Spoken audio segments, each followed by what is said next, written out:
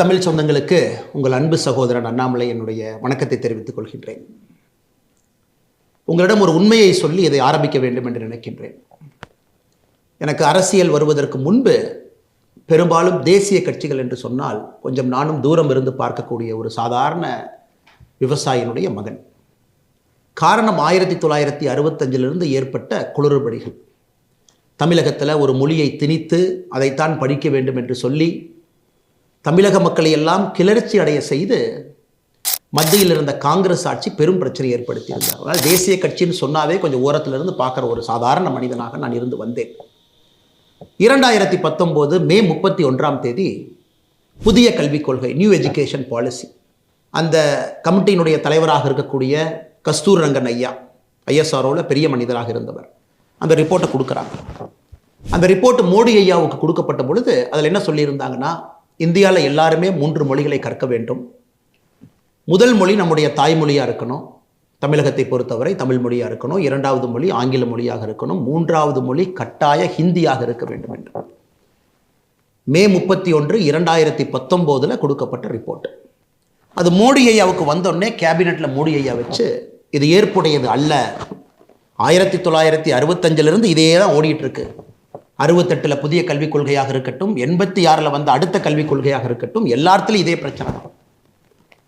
ஆனால் நம்முடைய புதிய கல்விக் கொள்கை என்பது மாறுபட்டு இருக்க வேண்டும் என்பதற்காக பாரத பிரதமர் நரேந்திர மோடி அவர்கள் ஜூன் 3 2019 இந்த கமிட்டி கொடுத்த ரிப்போர்ட்டை மாற்றுறார்.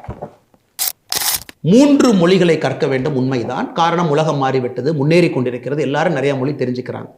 முதல் மொழி தாய்மொழி தமிழாக இருக்கட்டும், 2வது மொழி ஆங்கிலமாக இருக்கட்டும், 3வது மொழி கட்டாய ஹிந்தியாக இருக்கக்கூடாது. இந்திய மொழிகளில் உங்களுக்கு பிடிச்ச ஏதோ ஒரு மொழியை கற்றுக்குங்க.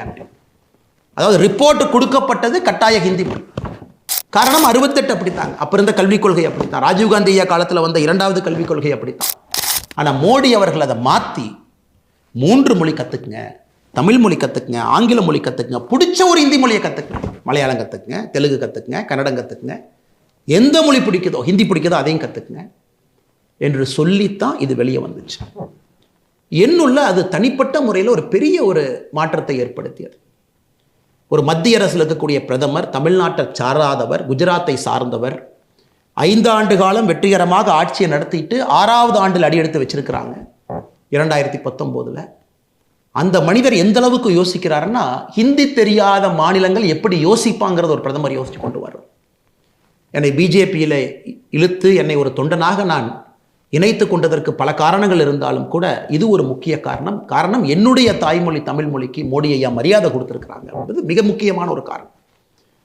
என்னை போல லட்சக்கணக்கான தொண்டர்கள், இளைஞர்கள், சகோதரிகள் எல்லாம் பாரதிய ஜனதா கட்சி இணைந்து கொண்டிருக்கின்றார்கள். காரணம், ஒரு தேசிய கட்சியாக இருந்தாலும் மாநில நலனை முன்னிறுத்தி அரசியல் செய்ய முடியும், ஆட்சி செய்ய முடியும் என்பதை 11 ஆண்டு காலமாக தொடர்ந்து நம்முடைய பாரத பிரதமர் நரேந்திர மோடி அவர்கள் நமக்கு காண்பித்துக் கொண்டிருக்கின்றார். ஆனால் இன்னைக்கு தமிழ்நாட்டில் பாருங்கள் என்ன அநியாயம் பண்ணிட்டு இருக்காங்க. அதே பழைய பஞ்சாங்கத்தை அப்படியே தூக்கிட்டு வர்றாங்க. 1965 பஞ்சாங்க மாடல். அந்த பஞ்சாங்கத்தை அப்படியே ஓப்பன் பண்ணுறாங்க. ஐயோ, ஹிந்தி மொழியை திணிக்கிறாங்க, நாங்கள் ஆர்ப்பாட்டம் பண்ண போகிறோம். எப்படி ஹிந்தி மொழியை திணிக்கிறாங்க? ஹிந்தி மொழியை யார் திணிக்கின்றார்?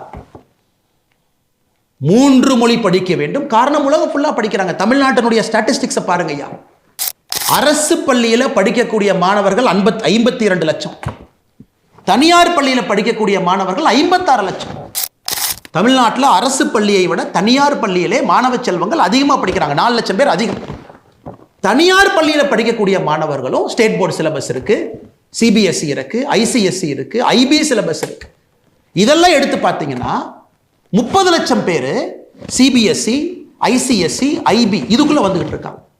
அப்படி என்றால் குறைந்தபட்சம் 30 லட்சம் மாணவர்கள் தமிழ்நாட்டில் 3 மொழி படிக்கிறாங்க. 3 மொழி படிக்கிறாங்க. தமிழ் படிக்கிறாங்க, ஆங்கிலம் படிக்கிறாங்க, 3வது ஏதோ ஒரு மொழியை படிக்கிறாங்க. ஏன் இவ்வளவு பேசுறாரே நம்முடைய கல்வித்துறை அமைச்சர் அன்பில் மகேஷ் பொய்யாமொழி அவர்கள்? அவருடைய மகனே தமிழ் மொழிக்கு பதிலாக பிரெஞ்சு மொழியை படிக்கிறாரு பிரைவேட் ஸ்கூல். நம்முடைய பள்ளி கல்வித்துறை அமைச்சருடைய அவலத்தை நான் சொல்றேன். எப்பொழுதுமே தனிப்பட்ட ஒரு மனிதனை வெளியே கொண்டு வருவது என்னுடைய நோக்கமல்ல. ஆனால் இந்த நேரத்தில் நான் பேச வேண்டிய கட்டாயம், அவர் பிரெஞ்சு மொழி படிப்பது தப்பில்லைன்னு நான் சொல்றேன். பிடிச்ச மொழியை படிங்க, 3வது மொழி படிங்க. ஆனால் உங்க குழந்தை பிரெஞ்சு மொழி படிக்கணும் பிரைவேட் ஸ்கூல்ல. இந்த 52 லட்சம் பேர் அரசு பள்ளியில் தட்டு தடுமாறி, அதில் லட்சக்கணக்கான மாணவர்கள் வெறும் மரத்துக்கு கீழே வெயில்ல உடைஞ்சு போன ஒரு பிளாக் போர்டை வச்சுக்கிட்டு குறைவாக ஆசல் இருக்கக்கூடிய அந்த நேரத்தில் அவங்க படிச்சுட்டு இருக்காங்க. இதை எப்படி ஏற்றுக்க முடியும்?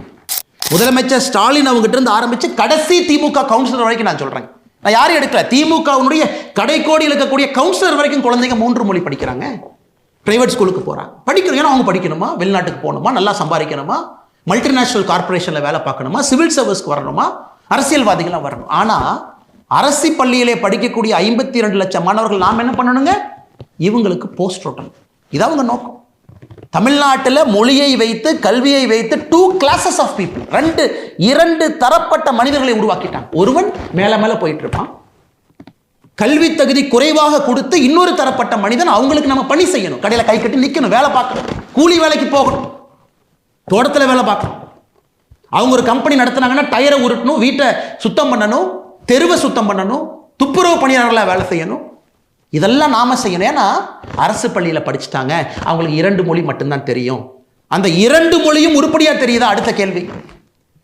தமிழை வைத்து அரசியலிலே தஞ்சம் அடைந்து பிழைப்பு நடத்தி கொண்டிருக்கின்றார்கள் திராவிட முன்னேற்ற கழகம். தமிழ் மொழியை வச்சு பிளப்பு நடத்துறாங்க. அவங்க நிலைமையை பாருங்க. இந்த ஆண்டு 2024 ஏசர் என்கின்ற அமைப்பு ஒரு லேர்னிங் அவுட்கம்ஸ், ஒரு மாநிலத்தில் படிப்பினுடைய தகுதி, கல்வித்திறன் எந்த அளவுக்கு இருக்குன்னு சோதிக்கக்கூடியது. மினிஸ்ட்ரி ஆஃப் எஜுகேஷன் அவங்க நடத்தக்கூடிய ஒரு ஆய்வு. நிறைய என்ஜிஓக்கள் சேர்ந்து அந்தந்த மாநிலத்தில் நடத்துகிறாங்க. தமிழ்நாட்டில் ஏசர். இதை தாண்டி எந்த ஒரு ஆய்வறிக்கையும் இல்லைங்க சார், இல்லைங்க பெரியவர்களே, தாய்மார்களே. இந்த ஏசர் 2024 பாருங்க. 2ஆம் வகுப்பில் இருக்கக்கூடிய ஒரு தமிழ் பேரா கொடுக்குறாங்க. இதை படிக்கணும். எத்தனை மாணவர்கள் 2ஆம் வகுப்பில் படிக்கிறீங்க, எத்தனை மாணவர்கள் இதை 5ஆம் வகுப்பில் படிக்கிறீங்க, எத்தனை மாணவர்கள் 8ஆம் வகுப்பில் படிக்கிறீங்க. அவங்க கொடுத்த அந்த தமிழ் பேராகிராஃப் பாருங்க. ஒரு ஊரில் ஒரு ஏழை விவசாயி இருந்தார். அவரிடம் ஒரு பானை இருந்தது. அதில் அவர் தினமும் வீட்டிற்கு தண்ணீர் கொண்டு வருவார். ஒரு நாள் பானையில் ஒரு ஓட்டை விழுந்து விட்டது. என்ன செய்வதென்று யோசித்தார். அவர் தண்ணீர் கொண்டு வரும் பாதையில் பூ விதைகளை விதைத்தார். அந்த ஓட்டை பானையிலிருந்து ஒழுகிய நீரினால் அந்த விதைகள் செடிகளாக வளர்ந்தன, அழகான பூக்கள் மலர்ந்தன. இதுதாங்க ஐயா பேரா. இதை 2ஆம் கிளாஸில் இருக்கக்கூடிய text book, school text book, அதெடுத்து எல்லாத்தையும் படிக்க சொல்கிறாங்க. 3ஆம் வகுப்பில் எத்தனை பேர் அதை படிக்கிறாங்க? 3ஆம் வகுப்பில் படிக்கக்கூடிய நம்முடைய மாணவ செல்வங்கள் இந்த தமிழில் எத்தனை பேர் படிக்கிறாங்க? அந்த ஆய்வறிக்கையின்படி தமிழகத்தில் 87% குழந்தைகள் 3ஆம் வகுப்பில் இதை படிக்க தெரியல. 87% கிளாஸ் 3 படிக்க தெரியல. இதே உத்தரப்பிரதேசம், குஜராத், மகாராஷ்டிரா, பீகாரில் அவங்களுடைய தாய்மொழி ஹிந்தியை குடிச்சு, குஜராத்தியை குடிச்சு படிக்க சொல்கிறாங்க. இதே மாதிரி ஒரு பேராகிராஃப். ஸோ உத்தரப்பிரதேசில் எடுத்துக்கிட்டிங்கன்னா 27% படிக்கிறாங்க. அப்போ என்ன அர்த்தங்க? 27% படிக்கிறாங்கன்னா 73% படிக்க முடியல. தமிழகத்தில் 87% படிக்க முடியல. உத்தரப்பிரதேசில் 73% படிக்க முடியல. குஜராத்தில் 75% படிக்க முடியல. மகாராஷ்டிராவில் 63% படிக்க முடியல. பீகாரில் 80% படிக்க முடியல. 3ஆம் கிளாஸில் இருக்கக்கூடிய பையங்க அவங்க தாய்மொழியில் ஒரு பேரா படிக்கணும். தமிழகத்தில் 87% குழந்தைகள் 3ஆம் வகுப்பில் 2ஆம் வகுப்பினுடைய பாடப்புத்தகத்தில் இருக்கக்கூடிய நாம் படித்த இந்த தமிழ் பேராவை படிக்க முடியலைங்கய்யா. சரி, இதே பேராவை 5ஆம் வகுப்பு குடிச்சு படிக்க சொல்கிறாங்க. 5ஆம் வகுப்பு அரசு பள்ளியில் இருக்கக்கூடிய மாணவனை படிக்க சொல்கிறாங்க. தமிழகத்தில் 5ஆம் வகுப்பு படிக்கக்கூடிய அரசு பள்ளி மாணவன் 63% பேர் அது படிக்க முடியும். 5ஆம் வகுப்பு மாணவன். இதை 8ஆம் வகுப்பு மாணவன்கிட்ட கொடுத்து படிக்க சொல்கிறாங்க. 8ஆம் வகுப்பு படிக்கக்கூடிய நம்முடைய மாணவ செல்வங்கள் 38% 2ஆம் வகுப்பில் எழுதியிருக்கக்கூடியதை படிக்க முடியலையா? இதான் நீங்கள் தமிழை வளர்த்துற லட்சணமா? இருமொழி கொள்கை தோல்வி அடைந்து விட்டது நீங்கள் ஒத்துக்க மாட்டீங்களா? இருமொழி கொள்கையில் ஜெயிச்சவை யாரு? திமுக காரன். ஜெயிச்சவை யாரு? திமுக காரன் கட்சியில் இருக்கக்கூடிய கவுன்சிலர்லேருந்து முதலமைச்சர் வரைக்கும் நீங்கள் ஜெயிச்சிட்டீங்க ஐயா. நீங்கள் நல்லா ஜெயிச்சிட்டீங்க. உங்கள் குழந்தைகள் எல்லாம் தனியார் பள்ளி 56 லட்சம் பேர்த்தில் எங்கேயோ ஒருத்தராக இருக்கிறாங்க. பிரெஞ்சு, ஜெர்மன், டச் எல்லாம் படிக்கிறாங்க ஐயா. சென்னையில் டச் எல்லாம் இருக்கு. டச்சு மொழியில் படிக்கிறாங்க. அரசு பள்ளியில் இருக்கிறவங்க மேலே வரக்கூடாது. They are a class of people who have to work for this particular class. Karl Marx எப்பவோ சொன்னது தமிழகத்தில் மாற்றி எப்படி இருக்கு பாரு. ஒரு தலைப்பட்ட சமுதாயம் மேல் நோக்கி செல்லும், கல்வித்திறன் குறைவாக கொடுக்கப்பட்டு வளர்க்கப்பட்ட சமுதாயம் அவர்களுக்கு ஊழியம் செய்வதற்காக கீழ் நோக்கி செல்லும் அப்படிங்கிறத தமிழ்நாட்டை தவிர எங்கேயுமே உதாரணம் இல்லை. முதலமைச்சர் வெட்கப்பட வேண்டும். ஒரு பொய்யை சொல்லி பிழைப்பு நடத்தக்கூடிய முதலமைச்சர் வெட்கப்படும். ஹிந்தியை கொண்டு வருகின்றோம் என்று யார் சொன்னாங்க? பிரதமர் மோடி அவர்கள் ஹிந்தியை கொண்டு வர மாட்டோம் என்று சொன்ன பிரதமர் அவர்கள். நீங்க காங்கிரஸோட கூட்டணி 2004 14, அப்ப இந்தியாவுடைய கல்விக் கொள்கை எப்படிங்க இருந்துச்சு? இந்தி 3வது கட்டாய மொழியா இருந்துச்சு. 2019 ஜூன் 3ஆம் தேதியிலிருந்து பிரதமர் அவர்கள் வரைவறிக்கையை மாற்றிய பிறகு கம்பல்சரி ஹிந்தி கிடையாது, 3 மொழி படிங்க, பிடிச்சத 3வது மொழி. எனக்கு இதை வச்சு அரசியல் கட்சி எப்படியெல்லாம் வியாபாரம் பண்றாங்க பாருங்க. என் கையில் ஒன்று இருக்கு பாருங்க ஐயா. பேரறிஞர் அண்ணாதுரை ஐயா அவர்கள் 1967 ஏப்ரல் மாசத்துல கணையாளி அப்படிங்கிற நம்முடைய தமிழ் பத்திரிகைக்கு பேட்டி கொடுக்குறாங்க. தமிழகத்திலே நாங்கள் மும்மொழி கொள்கையை ஏற்றுக்கொள்கின்றோம். எப்பொழுதென்றால் இந்தியாவில் இருக்கக்கூடிய மற்ற மாநிலங்களும் மும்மொழி கொள்கையை ஏற்றுக்கொள்ளும் பொழுது நாங்களும் ஏற்றுக்கொள்கின்றோம். இது யார் சொல்றாங்க? பேரறிஞர் அண்ணாதுரை ஐயா சொல்றாங்க. இன்னைக்கு இந்தியாவில் பக்கத்து மாநிலம் கேரளாக்கு போங்க ஐயா, 6வதுலேருந்து 12வது வரைக்கும் ICT syllabus, computer syllabus, Tamil text book இருக்கு, மலையாளம் இருக்கு, இங்கிலீஷ் இருக்கு, தமிழ் இருக்கு, பக்கத்தில் முன்னேறிட்டு இருக்காங்க. ஏன் கோபத்தோடு பேசுகின்றேன், ஏன் ஆற்றாமையோடு பேசுகின்றேன்னா இந்த மாணவ செல்வங்களுடைய வாழ்க்கையை கூட போட்டுட்டு இருக்கிறீங்க. அவங்கள மேலே வருவதற்கு வாய்ப்பே இல்லாமல் மேலே ஒரு ஏணி கொடுத்தா தாங்க ஏறுவாங்க, கயிறு போட்டா தாங்க பிடிச்சி ஏறுவாங்க. அரசு பள்ளியில் தள்ளி விட்டுட்டு ஏணியும் கொடுக்க வேண்டாம், கயிறும் கொடுக்க வேண்டாம், இவங்க யாருக்கோ கூலிகளாக கொத்தடிமைகளாக வேலை செய்ய வேண்டும் என்று நினைத்தால் அதை இந்த அண்ணாமலை எதிர்ப்பான், தமிழக பாரதிய ஜனதா கட்சி எதிர்க்கும், எல்லோரும் எதிர்ப்போம். அதில் எந்த மாற்று கருத்து வேண்டாங்க. அண்ணன் சீமான் அவர் வரி கொடுக்க வேண்டாமா? வரி அவர் சொல்றார். 2016 அண்ணன் சீமான் அவருடைய தேர்தல் அறிக்கையை பாருங்க. கல்விக் கொள்கையை பற்றி சீமான் பேசுறாங்க. மொழிக் கொள்கை எப்படி இருக்கணுமா? சீமான் அவர்கள் சொல்றாரு, பயிற்று மொழியாக தமிழ் இருக்கணுமா, கட்டாய பாடமொழியாக ஆங்கிலம் இருக்கணுமா, விருப்ப மொழியாக ஹிந்தி உட்பட உலகத்தில் உள்ள எல்லா மொழிகள் இருக்கணுமா? புதிய கல்விக் கொள்கைக்கும் அண்ணன் சீமான் அவர்கள் கொடுத்திருக்கக்கூடிய தேர்தல் அறிக்கைக்கும் என்னங்கய்யா வித்தியாசம்? என்ன வித்தியாசம்? இதை பாருங்க, என்ன வித்தியாசம்? புதிய கல்விக் கொள்கை அதே சொல்றோம், பயிற்று மொழி 5ஆம் கிளாஸ் வரைக்கும் தமிழ் மொழியில மட்டும்தான் படிக்கணும். இது நீங்களே செய்யலீங்களே. அண்ணாதுரை ஐயா செஞ்சாங்களா? செய்யல.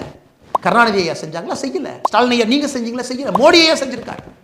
புதிய கல்விக் கொள்கையில் யாராக இருந்தாலும், என் மகன் உங்கள் மகன் யாராக இருந்தாலும் எல்லோரும் 5ஆம் கிளாஸ் வரைக்கும் தமிழ் மொழியில தான் படிக்கணும்.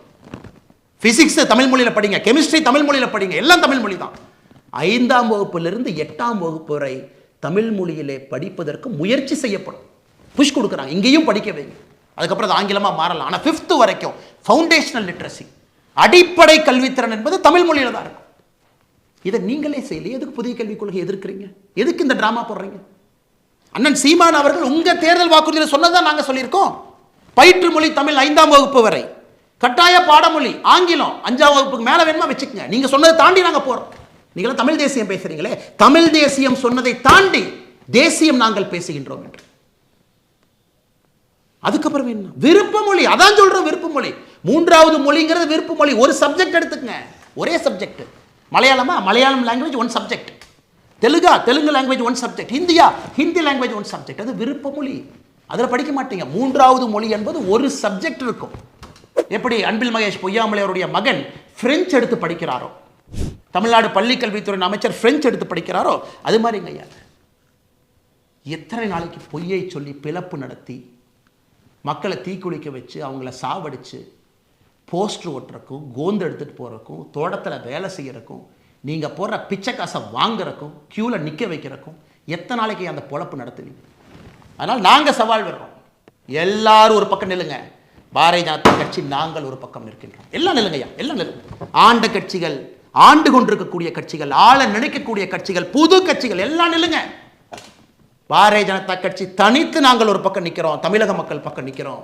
எங்களுக்கு 3 மொழி வேண்டும், 4 மொழியும் வேண்டும், 5 மொழியும் வேண்டும். ஆனால் அரசு பள்ளியிலே படிக்கக்கூடிய 52 லட்சம் மாணவர்களுக்கு மட்டும் ஏன் 2 மொழி? 56 லட்சம் தனியார் பள்ளிக்கூட குழந்தைகளுக்கு, அதில் 30 லட்சம் பேர் சிபிஎஸ்சி, ஐசிஎஸ்சி, ஐபி, இவங்களுக்கெல்லாம் ஆல்ரெடி 3 மொழி படிக்கிறாங்க. என்னங்க ஐயா நியாயம்? எத்தனை பள்ளிக்கூடம் நடத்துறீங்க? அது பேசி பேசி பேசி பேசி காதில் புண்ணாயிருச்சு எல்லாத்துக்கும். திமுக காரங்க நடத்தக்கூடிய பள்ளிக்கூடம், நீங்கள் நடத்துகிற சிபிஎஸ்சி பள்ளிக்கூடம், அதில் நீங்கள் சொல்லிக் கொடுக்குற 3, அதுக்குள்ள எனக்கு போவே விரும்பலை. எல்லாருக்கும் தெரியும் திமுக காரன் நடத்தக்கூடிய பிரைவேட் ஸ்கூலில் 3 மொழி, அதுவும் தமிழில் பேசினா ஃபைன் போடக்கூடிய ஸ்கூல் திமுக காரன் நடத்துறீங்க. இங்கிலீஷில் தான் பேசணும், அப்போ தான் அவங்களாம் பெரிய ஆட்களாக வருவாங்க. அதனால் முதலமைச்சர் மு க ஸ்டாலின் ஐயா அவர்களே, எதிர்க்கட்சித் தலைவர் அண்ணன் எடப்பாடி பழனிசாமி அவர்களே, அண்ணன் சீமான் அவர்களே, அண்ணன் விஜய் அவர்களே, எல்லா தமிழகத்தினுடைய கட்சி தலைவர்களே, நன்றாக புரிந்து கொள்ளுங்கள். உங்கள் குழந்தைங்க எங்கே படிக்கிறாங்கன்னு நெஞ்ச தொட்டு சொல்லுங்கள். உங்கள் குழந்தைங்க எங்கே படிக்கிறாங்கன்னு வெள்ளை அறிக்கை கொடுங்க. நாங்கள் பாரதிய ஜனதா கட்சியில் எங்கள் குழந்தைகள் எங்கே படிக்கிறாங்கன்னு வெள்ளை அறிக்கை நான் கொடுக்குறேன். என் குழந்தை 2 மொழி கொள்ளியா, 3 மொழி கொள்ளியா, அரசு பள்ளியா, தனியார் பள்ளியா, ஏன் நான் சொல்கிறேங்க ஐயா, நீங்கள் சொல்லுங்கள். நீங்கள் சொல்லுங்கள். ஸ்டாலின் ஐயா உங்கள் பேரை எங்கே படிக்கிறான்னு சொல்லுங்கள். நான் எல்லாத்துக்கும் நான் பையன் சொன்னேன், உங்களுக்கு பேரன்னு சொல்கிறேன். ஏன்னா நீங்கள் தான் அப்பா அப்பான்னு சொல்கிறீங்களே. தமிழ்நாட்டில் இல்லை, அப்பா அப்பான்னு கூப்பிட்டு எனக்கு ஒரே சந்தோஷமாக இருக்குது. சில பேர் தாத்தான்னு கூப்பிட்றாங்க இல்லைங்க, ஏன் வயசு குறைக்கிறதுக்காக அப்பான்னு பேசிட்டீங்களா? தாத்தான்னு நல்லா தானே இருக்குது. வயசானவங்களை ஜெனரலாக தமிழ்நாட்டில் தாத்தான்னு தானே கூப்பிடுவாங்க. அதனால் உங்களுடைய பேர குழந்தை எங்கே படிக்கிறாங்கன்னு சொல்லுங்கள்.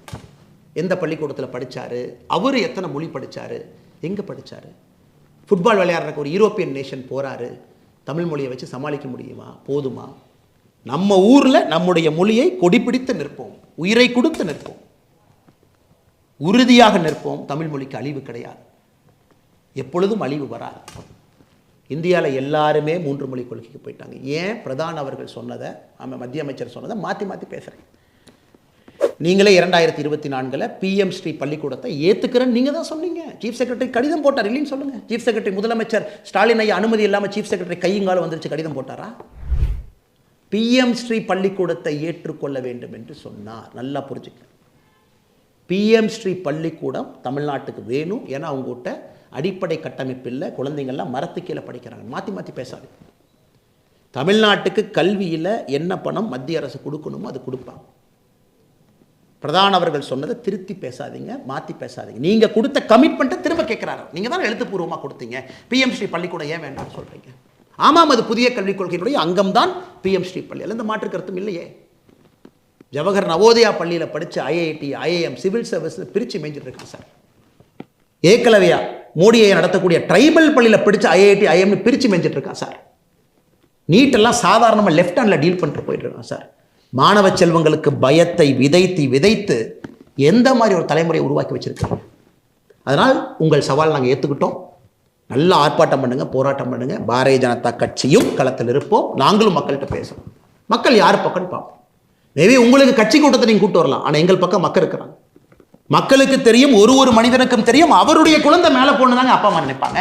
ஏதாச்சும் ஒரு அப்பா அம்மா குழந்தைய போஸ்ட் ஓட்டுறதுக்கு கோந்து எடுத்துகிட்டு போய் திமுக அறிவாலய வாசல் அடிமையாக இருக்கிற ஏதாச்சும் ஒரு தன்மானம் இருக்கக்கூடிய தமிழை நினைப்பானா? ஆனால் சவாலை நாங்கள் ஏற்றுக்கொண்டு விட்டோம். களத்தில் சந்திப்போம். நான் 3 மொழி கொள்கையை ஆதரித்து களத்தில் நிற்கப் போகின்றேன். பாரதிய ஜனதா கட்சி நிற்கும். எங்கள் தலைவர்கள் தொண்டர்கள் எல்லாம் நிற்பாங்க. பட்டி தொட்டி எல்லாம் எடுத்துகிட்டு போகிறோம். நீங்கள் 2 மொழி கொள்கையை பேசுங்க, ஆனால் உங்கள் குழந்தைங்க 3 மொழி படிக்கணும். அதையும் மக்கள் தோல் உரிச்சு பார்க்கத்தானே போகிறாங்க. அதனால் பேசக்கூடிய அரசியல் தலைவர் முதல்ல இது பேசுறதுக்கு முன்னாடி நீங்கள் யார், உங்களுக்கு எத்தனை குழந்தைகள் இருக்கிறாங்க, எத்தனை பேர் தனியார் பள்ளியில் படிக்கிறாங்க, எந்த மொழியில் படிக்கிறாங்கன்னு சொல்லிட்டு பேசுனா அந்த டிவியில் பார்க்கக்கூடிய அன்பு சொந்தங்களுக்கு தெரியும் யார் உள்ளத்திலிருந்து பேசுகிறாங்க, யார் போய் பேசுகிறாங்க. இது சற்ற நீண்ட ஒரு காணொலியாக இருந்தாலும் கூட இது ரொம்ப முக்கியமான ஒரு காணொலிங்க. கண் முன்னால் நம்முடைய இளைய சமுதாயம் அழிவதை நம்மால் ஏற்றுக்கொள்ள முடியாது. அதனால் என்னுடைய அன்பு தமிழ் சொந்தங்களுக்கு மறுபடியும் என்னுடைய பணிவான வேண்டும். எது என்னை பாரதிய ஜனதா கட்சி கொண்டு வந்தது என்றால், முக்கியமாக ஹிந்தி கட்டாயமாக படிக்கணும்னு கொடுத்த ஒரு ரிப்போர்ட்டை அதை மோடி அவர்கள் வாங்கி வேண்டாம் என்றதை திருத்தி கொண்டு வர்றாருன்னா, அந்த மனிதனுக்கு ஹிந்தி பேசாத ஒரு மாநிலத்தின் மீது எவ்வளவு அக்கறை இருக்க வேண்டும், குறிப்பாக நம்முடைய தமிழ் இனத்தின் மீது எவ்வளவு அக்கறை இருக்குன்னு நீங்கள் பார்க்கணும். உங்களுக்கும் இந்த அன்பான வேண்டுகோளை வைக்கின்றேன். நல்லது நடக்கும், நல்லது நடந்து கொண்டிருக்கிறது. இவங்களை நம்பி நம்ம போனோம்னாங்க ஐயா, நம்ம குழந்தைங்க போஸ்ட் ஓட்டுறக்கும் கோந்து எடுத்துட்டு தெருவா சுத்தரக்கும் தாங்க ஐயா போகிறாங்க. நாங்கள் உங்கள் குழந்தைகளை இந்தியாவுடைய பிரதமராகணும்னு கனவு காண்கிறோம். தமிழகத்தினுடைய முதலமைச்சர்களாக வர வேண்டும் என்று கனவு காண்கிறோம். ஐஏஎஸ் ஐபிஎஸ் அதிகாரிகளாக வர வேண்டும், பெரிய ஆளுமைகளாக வர வேண்டும், பிஸ்னஸ் மேனாக வரணும். அது எங்களுடைய கனவு. இவங்க கனவு என்ன தெரியுமா ஐயா? உங்கள் குழந்தைகள் அடிமைகளாக தொண்டர்களாக வர வேண்டும் என்பது இவங்க கனவு. ஏன்னா இவங்கெல்லாம் அப்படியே பெரிய ஆளுங்க, சூப்பர் ஸ்டார்ஸ். அவங்களுக்கு என்ன கைப்பற்ற நிற்காங்க. அது வேண்டாங்க ஐயா. உடைப்போம், உங்களோடு களத்தில் இருப்போம். ஆதரவோடு நீங்கள் மோடி ஐயாவோடு இருங்கள். தமிழகத்திலே ஒரு புதிய மாற்றத்தை 2026 பாரதிய ஜனதா கட்சி தேசிய ஜனநாயக கூட்டணி கொடுக்கும். நன்றி, வணக்கம், வாழ்த்துக்கள்.